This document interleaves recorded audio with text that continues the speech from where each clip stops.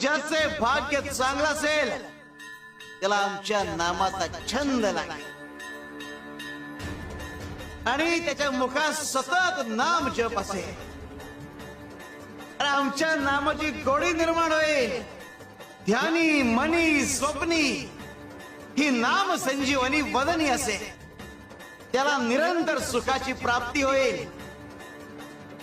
तसं मधाचं सेवन करण्यासाठी भ्रमर कमळ फुलात गुंतून पडतो आणि अत्यंत आनंदाने आणि आदराने मधाचा आस्वाद घेतो.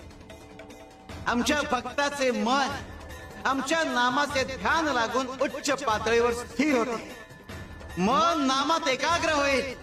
त्याची चंचलता नाहीशी होईल आणि त्याचे उन्मन होईल. अरे नामस्मरण हेच प्रपंच व परमार्थ साधण्याचे साधन आहे. शिवाय शंकर.